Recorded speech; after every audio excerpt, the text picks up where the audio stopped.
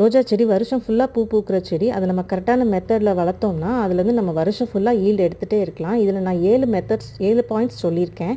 முதல் பாயிண்ட் வந்து ஹோல்ஸ் வந்து நம்ம ரோஜா செடிக்கு 10லேருந்து 15 ஹோல்ஸ் போடணும் அதோட தொட்டியில் வந்து. அப்போ தான் தண்ணி நிற்காமல் ஃப்ரீ ஃப்ளோவாக இருக்கும். தண்ணி நின்றுச்சுன்னா வேர் அழுகிரும், செடி க்ரோத் இல்லாமல் அப்படியே நின்றுக்கிட்டே இருக்கும். இந்த மாதிரி ஹோல்ஸ் போட்டுட்டு அப்புறம் அது மேலே கல்லை வச்சுட்டு அதுக்கப்புறம் சாயிலை போட்டு நீங்கள் செடியை நடவு பண்ணிடலாம். ரெண்டாவது பாயிண்ட் வந்து சாயில் வந்து ஃப்ரீ ஃப்ளோவாக இருக்கணும். அதில் வந்து கோகோபிட், கவுனர் கம்போஸ்ட், சாயில் 3 வந்து ஈக்குவல் ரேஷியோவாக இருந்துச்சுன்னா மண் வந்து இந்த மாதிரி பொழுன்னு உதிரும். அப்போ தான் வேர் விட்டு ஈஸியாக செடி ஃபாஸ்ட்டாக வளரும்.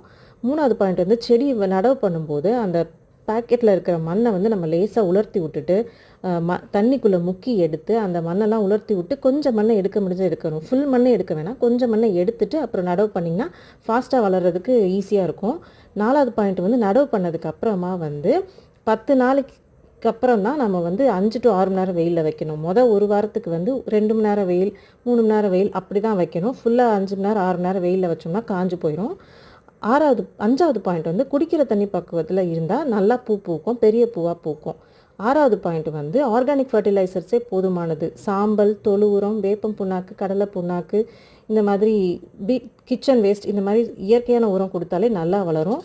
அப்புறம் 7வது பாயிண்ட் வந்து கட் பண்ணி விடணும், அப்பப்போ ப்ரூன் பண்ணி விடணும்.